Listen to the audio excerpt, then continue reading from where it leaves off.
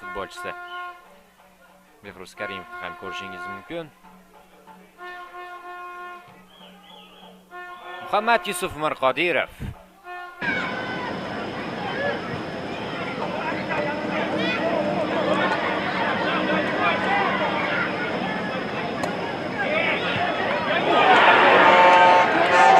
Hujumini ko'rganimizcha yo'q.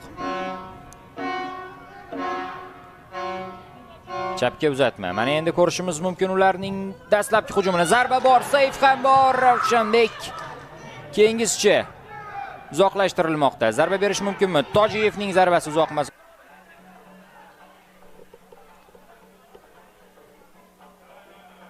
Yana Aliyev, Rustam Aliyev. Chap qanotdan ortga pas. Ichkariga uzatma, Suhrob Sadirjanov.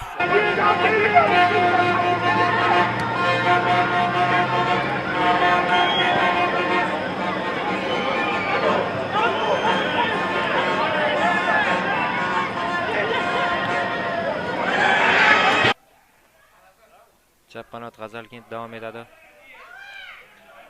Yana bir golga qarab ketyapmiz. Chiroyli o'tkazib yuborish darvozabonning hamda Hojakbar Yusufboyev maydonga tushibdi. Chiroyli pas. Feruzbek Olimov aldab o'tmoqchi raqibini orqaga qoldiradi. Hikmatullayev uzatma ichkariga.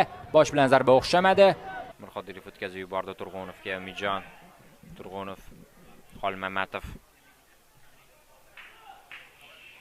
Ofsayd bo'lmasa davom etishi mumkin. Umidjon Turg'unov ichkariga pas. Zarbaga ber.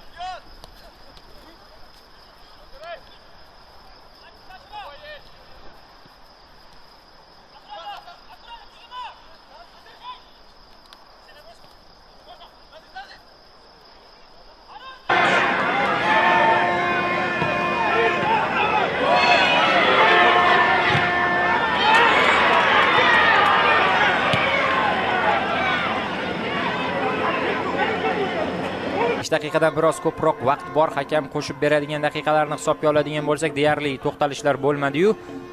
1 daqiqa qo'shib bersa kerak. Renat Siraziddinov qo'pollik davom etish kerakligini ko'rsatdi futbolchiga. O'ngga Xolmamatov yigitcha nima qiladi? Aldamoqchi, o'tib keta olmadi. Ortga qaytardi. Diyorbek bilan o'ynaydi. Turg'unov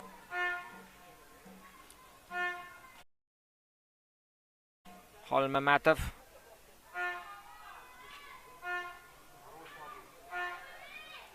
kartochka bor. Ikkita sariq bilan davom etyapti Olimpik Mobius.